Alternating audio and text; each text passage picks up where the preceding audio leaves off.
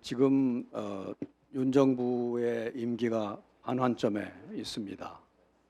근데 외교 분야에서 잘 못 되고 있는 영역이 러시아, 중국, 북한하고 관련일 겁니다. 우선 한러 관계, 한중 관계가 수교일에 최악의 상태에 있고 남북 관계도 극도의 대립 속에 있습니다. 북한의 핵 미사일 위협은 최고조에 달해 있는데 러시아, 중국의 방해로 북핵 문제가 또 더 어려워졌습니다. 이렇게 된 것은 러시아의 우크라이나 침공 이래 격화된 러시아, 중국과 서방 간의 대립 구도 속에서 한러, 한중이 서로 벌려온 작용과 반작용의 결과물이라고 할 수 있습니다.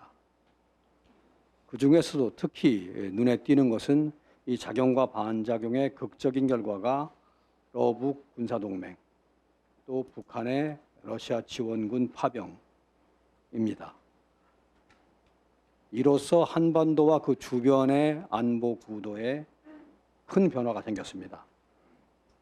러북은 혈맹이 됐고 북한은 한반도 유사시에 러시아 군의 지원을 기대할 수 있는 상황까지 되었습니다. 북핵 문제 해결이나 한반도의 평화 정착이나 한반도의 통일 추구는 더 멀어졌습니다.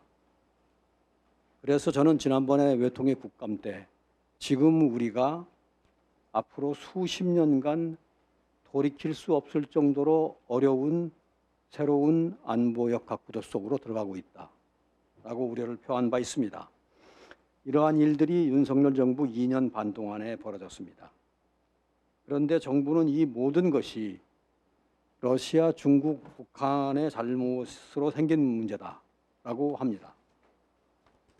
물론 상황은 러시아의 우크라이나 침공 이래 크게 악화된 것은 맞지만 그 이후의 사태 진전이 러중과 우리 사이의 인터액션의 결과다라는 것은 부인할 수 없을 겁니다.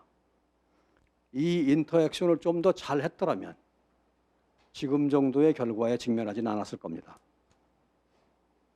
러시아, 중국과의 관계를 총체적으로 전략적으로 잘 관리했어야 합니다. 지금의 상황은 일방적이고 치우친 이념적인 접근이 초래한 결과고 또 이것을 완화하거나 보정하거나 하는 기능을 수행하지 못한 관료 집단의 부족함도 있습니다. 그런데 지금 정부가 또 북한의 대러시아 파병 문제를 다룸에 있어서 더욱더 대중적이고 또 교조적인 강성 대응을 할 우려가 제기됩니다. 들리는 바에 따르면 지금 논의되고 있는 대처 옵션 중에 주 러시아 대사를 소환하는 방안이 있다는 얘기가 들립니다. 만약에 이렇게 된다면 그나마 얼마 남지 않는 대화 채널을 더 줄이게 되는 결과가 될 겁니다. 이 외에도 우크라이나에 대해서 살상 무기를 제공하는 옵션도 검토하는 것으로 보이고 또 들리는 얘기는 김정은을 국제형사재판소에 제소하는 방안도 거론된다고 합니다. 모두 그 여파가 심대하기 때문에 함부로 다룰 일이 아니고 심사숙고해야 될 일이라고 생각합니다. 우리처럼 특이한 지정학에 있는 나라의 입장에서는 언제나 주변 국가의 외교 공간은 열어두어야 하는데도 현 정부가 대립 상태에 있는 나라를 대하는 자세를 보면 지나치게 경직되고 교조적이고 강성 일변도입니다. 이것은 우리의 외교적 운신의 폭을 좁힐 뿐만 아니라 진영 대결의 최전선에서 우리가 모든 부담을 감수해야 되는 상황으로 스스로를 내몰 수 있습니다. 제가 제기한 주 러시아 대사 소환 문제, 또 우크라이나에 대한 살상무기 지원 문제, 김정은에 대한 ICC 제소 문제에 대해서 지금 진행되는 상황을 검토하는 상황을 말씀해 주시기 바랍니다. 네, 저 위 의원님께서 그 대한민국 외교에 대한 그런 애정을 갖고 하신 말씀이라고 생각을 합니다만 저로서는 한 두 가지 점에서는 동의를 할 수가 없습니다. 한러 관계가 최악의 상황이라고 말씀을 하셨지만 러시아의 우크라이나 전쟁 이후에 세계 어떤 국가가 러시아와의 양자 관계에 있어서 최악이 아닌 나라가 중국이나 북한 정도를 빼고 있겠습니까?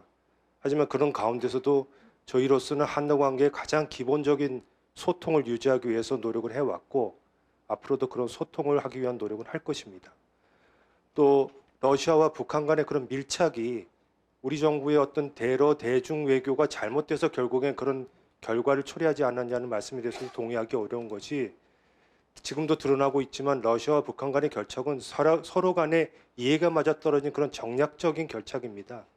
이게 어떤 국가의 특정한 외교가 잘못돼서 그렇게 됐다고 보지를 않고 지금 북한으로서는 러시아의 모든 것을 다 투입을 해서 자신들의 어떤 전략적 이익을 차지하기 위해서 하고 있다고 생각이 됩니다.